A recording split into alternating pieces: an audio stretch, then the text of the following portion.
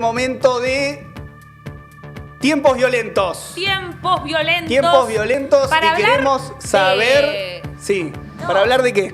De lo que nos convoca, de lo que está sucediendo, de El lo que tema venimos candente, hablando, el tema picante. la maldita bonaerense, La la maldita Junta, policía. la Ratti. La Ratti, la Gorra, el Ortiva, el Cobani. Pero desde una perspectiva como, bueno, ¿de dónde viene? ¿Qué onda? ¿De dónde la surge? policía argentina. Orígenes. Orígenes podríamos Orígenes. decir. Gaby Piro. ¿De dónde está ahí surge? ¿Y quién mejor que Gaby Piro para contarnos todo sobre los orígenes de la policía? ¡Ahí está! ¡Gaby! Efectivamente, era Gaby Piro.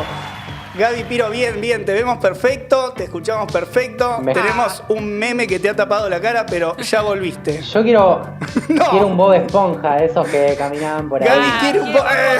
Ahí Ahí está. Lo prometido es deuda. Para Piro, Bob Esponja por todos lados. Bueno, ¿qué onda, Gaby? ¿Qué tema tenemos hoy?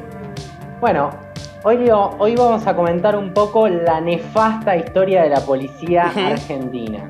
Y vamos a empezar por el principio. Ok. Si imaginamos el periodo posterior a la independencia, vamos a ver que las primeras formas de policía estaban más bien centradas en el sector rural. Está lógico, ahí estaba la principal actividad económica. Ahora, hacia la segunda mitad del siglo XIX, con el desarrollo del modelo agroexportador, el comienzo de las grandes ciudades, la urbanización, empiezan a existir los primeros modelos más asentados de policía urbana.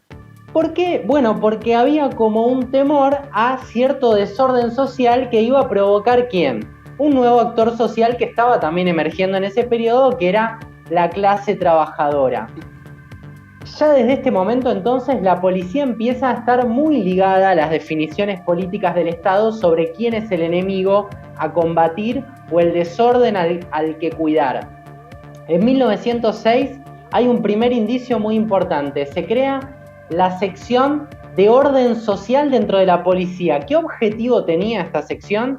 Bueno, perseguir al anarquismo. Clarísimo, una de las corrientes que más influencia empezaba a tener en ese momento dentro del movimiento obrero.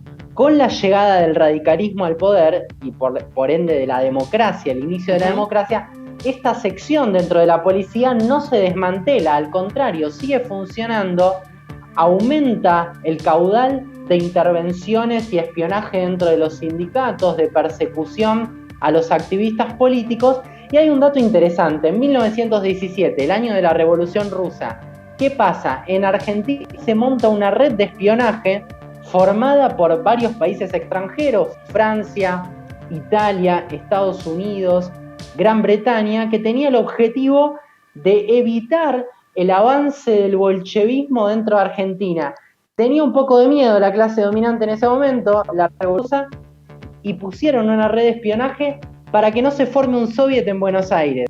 Bueno, un increíble. Delirio, la verdad, en ese momento, pero lo que es cierto es que en 1919 es la Semana Trágica, es decir, hay un auge del movimiento obrero en ese momento, y lo importante, la policía argentina colaboró muchísimo con esta red de espionaje extranjera, es decir, le tenían miedo a algunas ideas extranjeras, pero no a otras. Vamos a ver que esto se va a repetir a lo largo del tiempo. Lo interesante, o por lo menos lo que queremos destacar en esta columna, es que esta sección de espionaje hacia el movimiento obrero se consolida en la década del 20, con el radicalismo, con los gobiernos dictatoriales de la década del 30 y posteriormente. ¿Cómo se llamaba la sección especial de la policía? Se llamaba Sección Especial de Represión al Comunismo. Es decir, no se ponían la careta, decían vamos a reprimir al comunismo y vamos a usar la policía para eso. Claro, fue variando el Dos enemigo cosas interno, ¿no? Desde los gauchos, los bandidos, pasando por los trabajadores, pasando por el comunismo, el anarquismo, el comunismo, así, directo, muy abiertamente. Totalmente, como vos lo decís, pero incluso te sumo un dato, esta sección especial tiene la mala tradición, la horrible tradición de haber sido una de las primeras experiencias en Argentina de usar la picana eléctrica para generar torturas entre los activistas políticos, cuestión que recién, bueno, se va a generalizar con las dictaduras siguientes, tanto la del 66 como la del 76. Pero otra cosa que me quería referir era la hipocresía, ¿no? Porque claro, decían vamos a perseguir a los comunistas porque traen ideas extranjeras, porque violan la Constitución, porque van a poner en desorden nuestra armonía nacional. Ahora, eso mismo lo hicieron los gobiernos que firmaron el Pacto Roca-Runciman, es decir, que entregaron la economía nacional a los grandes capitales extranjeros, y lo mismo que hacían fraude electoral por esa misma época. Es decir, una hipocresía que demostraba el carácter de clase de esa represión. Una consulta, Piro, porque ahí el hecho de... Bajo la excusa, digamos, de enfrentar a un supuesto poder extranjero, nuevamente, digamos, lo que estaba en cuestión era poner un montón de recursos por parte del Estado en aquel momento con un objetivo claramente represivo, digamos. O sea, incluso no tengo el dato, digamos, pero como que tampoco no estaba tanto el dibujo todavía del problema de la inseguridad. O sea, no había tanto rebusque retórico. O quizás sí, no sé, pero te lo consulto. Pero bueno, estaba más claro el objetivo. En la década del 30 empieza a estar todo ese discurso de la inseguridad, de qué sé yo, pero sin embargo era explícito el objetivo de reprimir al movimiento obrero. Empezaban a surgir los grandes sindicatos industriales, el comunismo avanzaba ahí, habíamos tenido la huelga de la construcción, y en paralelo había una exigencia, ¿no?, de parte de los capitales extranjeros, pero también de la propia burguesía, de tener la situación en orden. Porque además estaba el temor a la revolución social, que imagínense que en esa época estaba muy, muy presente. Pero imagínense, para que se den una idea, en la década del 30, en el año 31, se hace una colecta, porque en ese momento se buscaba fortalecer a la policía. ¿Por qué? Porque con la crisis del 30 empieza a haber desocupación, tomas de tierras, toda la situación que genera la propia crisis económica. Buscan fortalecer a la policía y se hace una colecta en el 31 para armar a la policía, para darle nuevos instrumentos, etc. ¿Quiénes colaboran en esa colecta? La Unión Industrial Argentina, la Sociedad Rural, la Cámara de Comercio, la Bolsa de Cereales. Es decir, bueno, no había mucho con qué perderse, digamos, sobre quiénes estaban de un lado y quiénes estaban del otro. De hecho, esta especie de situación en la que empezaba a haber más problemas en la periferia de la ciudad empieza a marcar más los límites entre la bonaerense y la federal, y empiezan a ponerse más controles en los puentes, etcétera, cuestión que va a ser importante durante todo el periodo siguiente. Lo que quería decir ahora es que con el peronismo, con la llegada del peronismo al poder, no cambia mucho esta realidad. El peronismo tenía una preocupación muy importante cuando llega al poder, que es quitarle el poder territorial al radicalismo y a los conservadores. Este poder territorial se había consolidado mucho alrededor de la figura de la policía. Lo que hoy nosotros vemos que son los intendentes ligados a los pitufos de cada distrito o a la policía bonaerense que acompaña a cada uno de los intendentes mafiosos del conurbano, bueno, ya sucedía en ese momento. Entonces, disputar el control de la policía era disputar poder territorial. Esta era una de las principales preocupaciones del peronismo cuando sube al poder. Sin embargo, el elemento de orden social y represión al movimiento obrero se mantiene. Todos sabemos que el peronismo mantiene una relación diferente con el movimiento obrero a partir de ese periodo, sobre todo a través de los sindicatos, pero se crea dentro de la policía la sección de orden gremial, que según sus propias palabras tenía el objetivo de controlar al movimiento obrero rebelde, es decir, aquel que salía un poco de la órbita del control estatal. Estaba el movimiento obrero bueno y el movimiento obrero malo.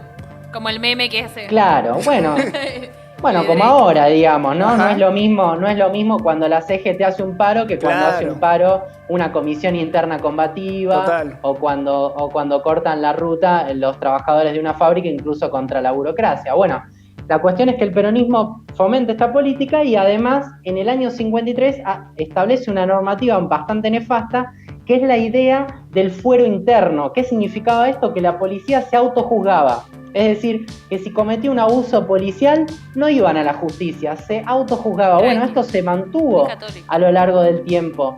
Es decir, y fue una de las maneras de garantizar la impunidad.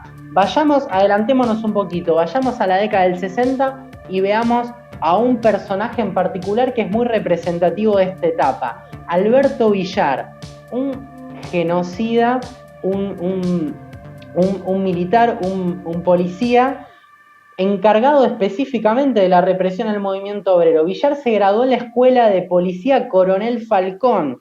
Falcón había sido el represor en la Semana Trágica, para que se den una idea de cuál era la escuela de la cual venía este Villar. Y en el año 63 viaja a París a formarse dentro de la Escuela Francesa de Represión, que tenía una tradición de contrainsurgencia, ¿no? Con toda la represión en Argelia, y forma el cuerpo de unidades móviles de la Policía Federal, que básicamente apuntaba hacia la guerrilla, digamos, que era el nuevo enemigo que se había apuntado a la policía.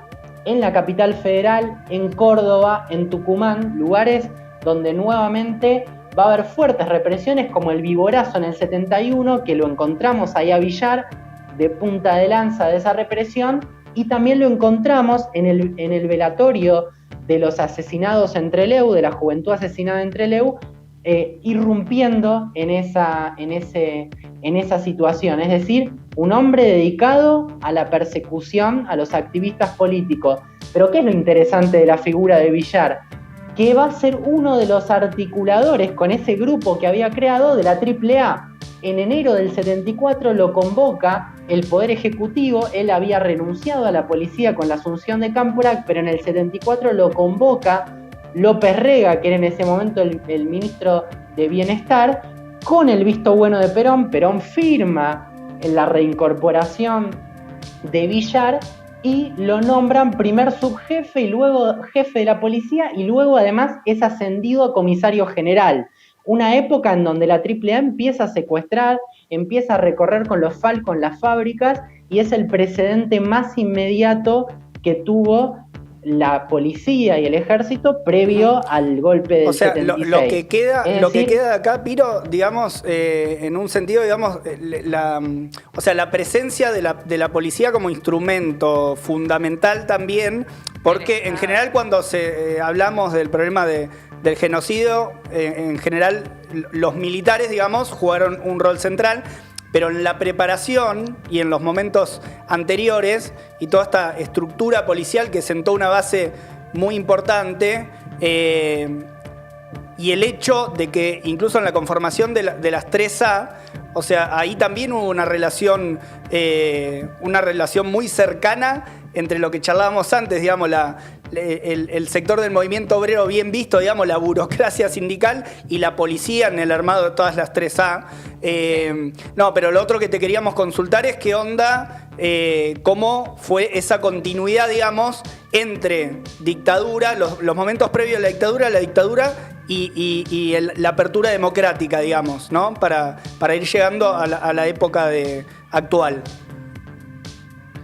Bueno, como vos decís, existe una fuerte continuidad. Nosotros estábamos hablando recién de la AAA, ¿no? Pero ya con la dictadura, este objetivo particular de atacar a sectores del movimiento obrero se mantiene, y la policía también cumple un rol durante la dictadura, no solamente es el ejército. Por ejemplo, ahí tenemos los archivos de la Dirección de Inteligencia de la provincia de Buenos Aires que se han investigado, y encontramos secciones de la policía dedicadas exclusivamente casi a la protección privada de empresas como Ford o Mercedes-Benz, con el objetivo de apuntar gente, de secuestrar, está bien, de infiltrarse en las organizaciones obreras.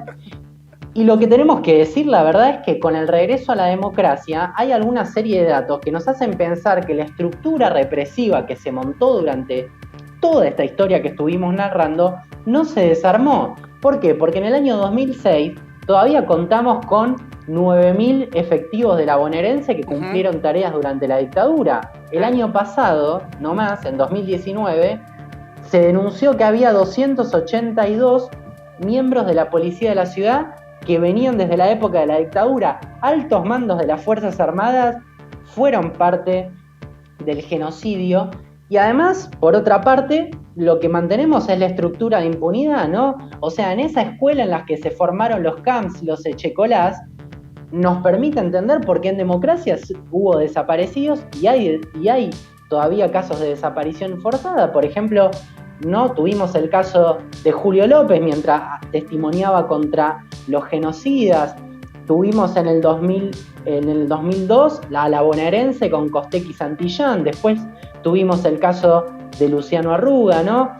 Y ahora nuevamente con Facundo Castro. Es decir, lo que puede haber cambiado es que tal vez los gobiernos después hablaron de derechos humanos, producto de la lucha de los organismos se juzgaron a los genocidas, etcétera, pero la estructura represiva, esto que decía Lenin ya en el Estado y la Revolución, ¿no? Este destacamento de hombres armados que sirven para la defensa de los intereses de la clase dominante, bueno, esa estructura que se montó de impunidad, de juicio, de sumarios que no llegan a ningún lado, de abusos policiales que se van encubriendo entre la justicia, los gobiernos, etcétera. Bueno, esa estructura se mantuvo, así que la verdad es que sigue esa lucha contra la impunidad y es importante conocer esta historia para saber que con la policía nunca.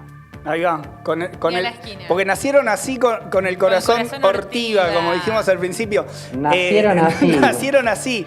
Y es muy importante, me parece también esta cantidad de data, digamos, porque hay mucha discusión, hay debates, como estuvieron, digamos, en las calles, hubo mucho debate sobre cuál es el rol y la esencia fundamental de la policía, así que me parece que viene bien también conocer los orígenes porque da cuenta desde el minuto uno, digamos, cómo surgieron y que lejos de ser una fuerza que está ahí para cuidarnos en el barrio y ver que ande y funcione todo bien, tiene un rol muy claro, digamos, de defensa de un interés en particular y en función de ese interés, digamos, los métodos que tienen a su alcance y que son desde los más livianos hasta los más terribles.